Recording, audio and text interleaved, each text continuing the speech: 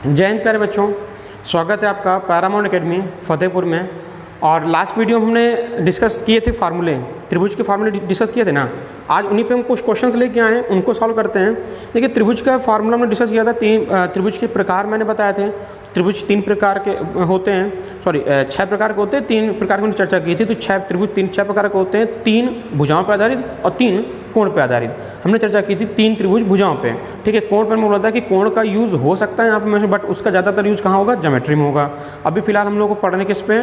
भुजाओं पे आधारित। भुजाओं पे आधारित हम लोग चर्चा किए थे। तो वहाँ पे था पहला त्रिभुज जिसकी तीनों भुजाएं अलग अलग हों, जिसकी तीनों भुजाएं अलग अलग हों। एक त्रिभुज था जिसकी 2 भुजाएं बराबर होती थी और तीसरी भिन्न होती थी, जिसको बोलते थे समद्विबाहु त्रिभुज। और एक त्रिभुज मैंने पढ़ा था समबाहु त्रिभुज, जिसकी तीनों भुजाएं बराबर होती हैं। क्लियर है ना? 3 त्रिभुज की हम लोग चर्चा कर चुके थे। विषमबाहु स्क्लेन ट्रायंगल, जिसकी तीनों भुजाएं अलग अलग होती थी। समद्विबाहु, जिसकी 2 भुजाएं बराबर होती थी, आइसोसेलेस ट्रायंगल होता था। और जिसकी तीनों भुजाएं बराबर होती थी, इसको बोलते थे इक्विलैटरल ट्रायंगल या समबाहु त्रिभुज। विषमबाहु का फार्मूला होता था √S, S-A, S-B और S-C। ऐसे यहाँ पे निकल के आता था। दूसरा त्रिभुज था समद्विबाहु। तो समद्विबाहु में 2 भुजाएं बराबर होती थी, तो S-A और S-A कर देते थे। लास्ट वाले को क्या लिखे देते? S-B। और फिर आता था समबाहु त्रिभुज का क्षेत्रफल। वहाँ पे होता था √3/4 भुजा स्क्वायर। ये पढ़े थे। इसके बाद एक मैंने कॉमन फार्मूला पढ़ा था। क्या था वो फार्मूला? था जब त्रिभुज में भुजा न दे के कोई एक भुजा और उस पर डाले गए लंब की लंबाई, और वो लंब की लंबाई क्या होती थी? त्रिभुज की ऊंचाई होती थी। अगर कोई कैसा भी त्रिभुज दे रखा है और उस पर लंब की लंबाई दे दी जाए और यहाँ पे वो आधार दे दिया जाए, तो त्रिभुज का फॉर्म बनता था 1/2 बेस इंटू हाइट। ये 4 फार्मूले हम पिछली क्लास में डिस्कस किए थे। 4 फार्मूले पिछली क्लास में हमने डिस्कस किए थे। उसी पे आधारित कुछ क्वेश्चंस हैं, देखते हैं। देखिए, क्वेश्चंस आप कॉपी पेन उठाइए और क्वेश्चंस लिखते चलिएगा। अच्छे क्वेश्चन है, बेसिक है, छोटे हैं, लेकिन आपके छोटे मोटे एग्जाम में ऐसे क्वेश्चन बिल्कुल मिल जाने हैं। और धीरे जब ये आपके क्लियर होंगे ना, तो जो और अच्छे लेवल क्वेश्चन है वो भी आपके क्लियर होने लगेंगे।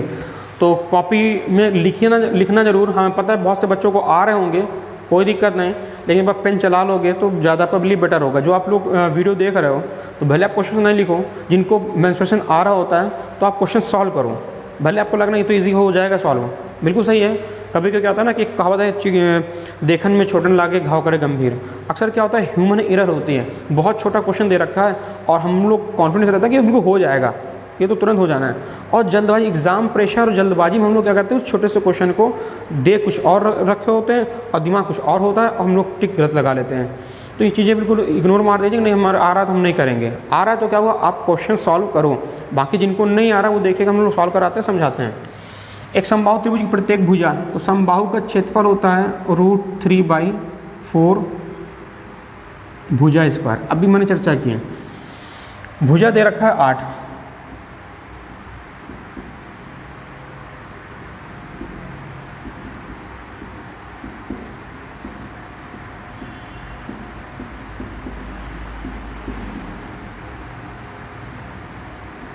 Centimetre square. 88 64 16 √3। ये हो गया पहला। एकदम सिंपल सा है, सीधा भुजा रखना है, आपका सॉल्व हो जाना है। आते हैं दूसरे पे।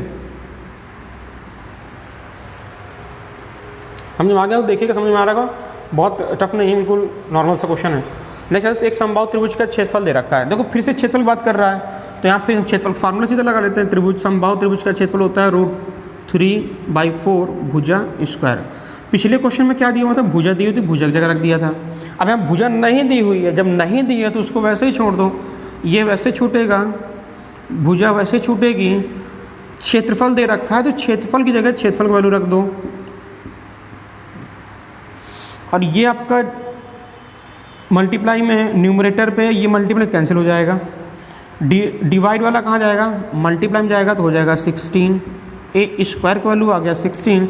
ये स्क्वायर रूट स्क्वायर बन जाता है स्क्वायर रूट में।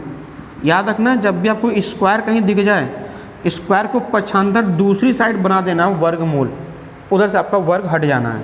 यह आ जाएगा 4 सेंटीमीटर, 4 सेंटीमीटर। क्या आ गई भुजा कितनी आ गई 4 सेंटीमीटर। आपको देखो ज्ञात क्या करना है। अब देखो यही चीज़ हमसे क्या करती है एग्जाम में, बड़ी तेजी से निकाला समबाहु त्रिभुज का क्षेत्रफल, निकलती भुजा, लगाया 4, अब आया, अब वहाँ एग्जाम में 4 मिलेगा, आपको दिखेगा आपका। और दुर्भाग्य ये होता है कि कभी कभी क्या गड़बड़ी करते हैं आयोग वाले कि उन्होंने देखा कि हाँ ये लड़का बड़ी तेज़ी लड़का उनको निकालेगा, क्योंकि महसूस आ रहा है बड़ी तेज़ी से निकालेगा, अब पहले ऑप्शन 4 रख दो, क्षेत्रफल भुजा टिक। मतलब 100% में 1-2% की गलतियाँ होती हैं लोगों से, ठीक है ना। तो अब हमको देखना क्या है, ऊंचाई h निकालनी है, तो ये तो हमारा आंसर नहीं हुआ, ऊंचाई निकालनी है। ऊंचाई का अगर याद करो मैंने फार्मूला लिखाया था, पिछले वीडियो देखिएगा, ऊंचाई equal to √3/2 into side. A side ले रहे थे तो हमारा ए आ गया, भुजा लिख लो या साइड लिख लो या ए लिख दो, सब चीज़ बराबर। समबाहु त्रिभुज मिस इक्विलेटरल ट्रायंगल की height of equilateral triangle is equal to √3/2 into side. Side हमने निकाला कितना 4, 2√3, h is equal to 2√3 centimetre. ये आ रहा है आपका फाइनली आंसर, ये रहा आपका आंसर। क्लियर हो गया, ये समबाहु त्रिभुज के 2 फार्मूले हो गए। अगला देखते हैं, त्रिभुज की 3 भुजाएं दे रखी हैं,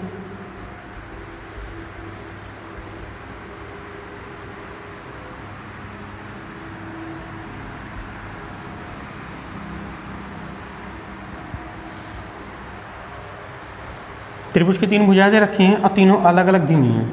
तो त्रिभुज का क्षेत्रफल होता है √s, s-a, s-b और s-c। ये हीरोज फॉर्म में चर्चा किए थे। और ये s क्या होता था, तो ये तो हम रख देंगे a 20, b 21 और c 29। ये भुजा होगा। ये s क्या है, ये भी मैंने पिछले वीडियो चर्चा किया था। s होता है सेमी पेरीमीटर, अर्ध परिमाप, परिमाप का आधा। परिमाप क्या होता है, किसी भी बंद फिगर, किसी भी क्लोज्ड फिगर या बंद आकृति के भुजाओं का योग। और त्रिभुज 3 भुजाओं का आकृति होती है, तो तीनों भुजाओं का योग परिमाप होता है a + b + c। अर्ध परिमाप में आधा 2, 20 + 21 + 29/2। इसको आप ऐड करते हो 70/2 आता है, तो निकल के आता है 35 मीटर। s कितना आ रहा है 35 मीटर। यही वैल्यू उठा के यहाँ पर रखते हैं,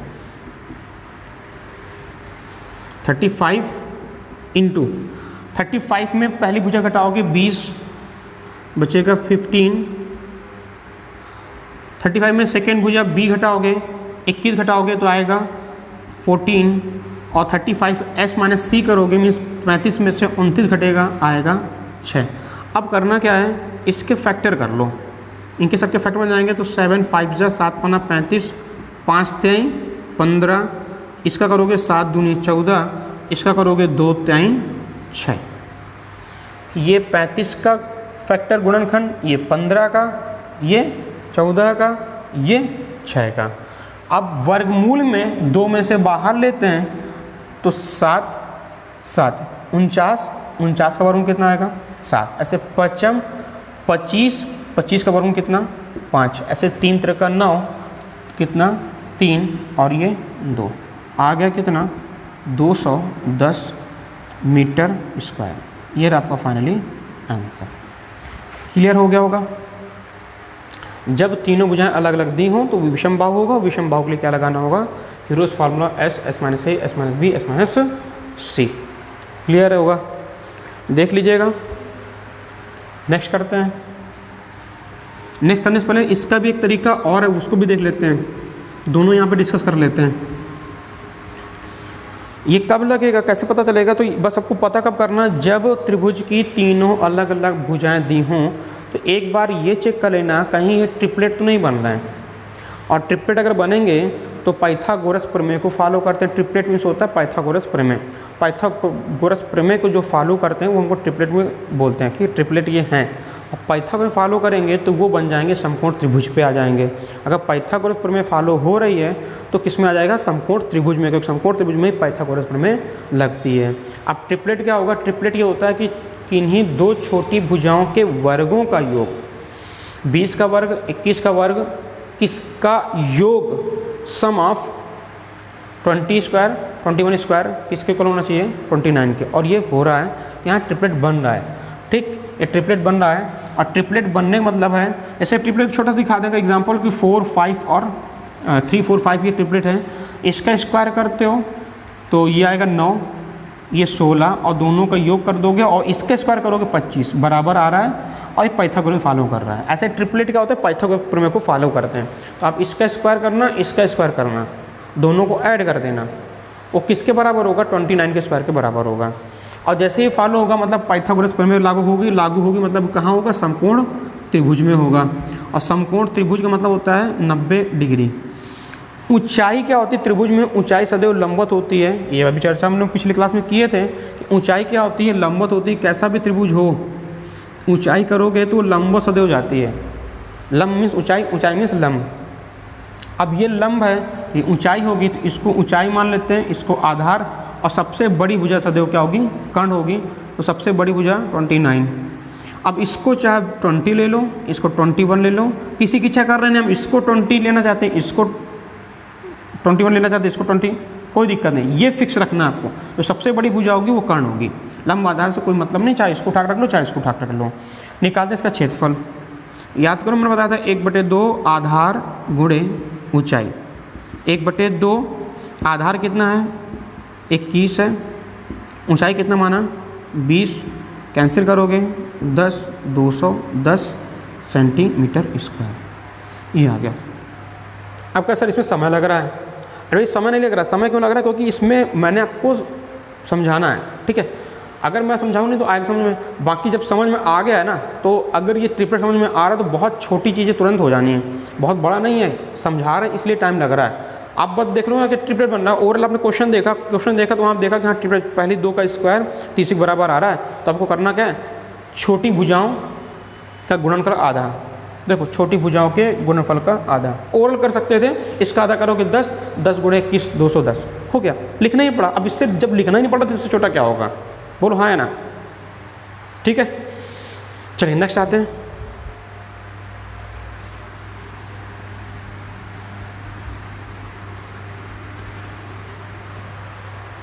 नेक्स्ट वीडियो देखिएगा। चौथा नंबर, 2 त्रिभुज के क्षेत्रफल का अनुपात। 2 त्रिभुज के क्षेत्रफल का अनुपात दे रखा है और त्रिभुज के क्षेत्रफल होता है 1/2 आधार गुणे ऊंचाई। अब कई दिमाग में आया होगा कि यहाँ आधार गुणे ऊंचाई क्यों ले रहे हैं, S माइनस वाला ले लेते हैं, हीरोज फार्मूला, या √3/4 भुजा स्क्वायर ले लेते हैं।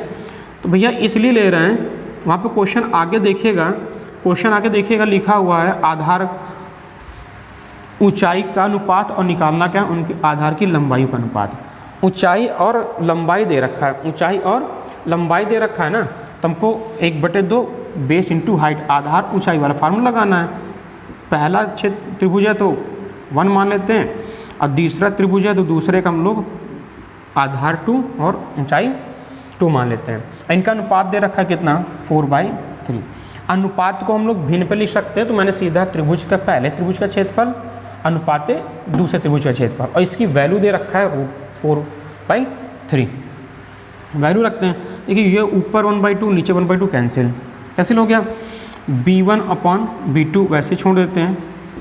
पहले त्रिभुज की ऊंचाई, तो पहले त्रिभुज की ऊंचाई क्या हो जाएगा, इधर पे इसको हम लोग फ्रैक्शन पे लिखेंगे तो 3/4 लिख के आना है, तो 3 नीचे वाले का 4/3।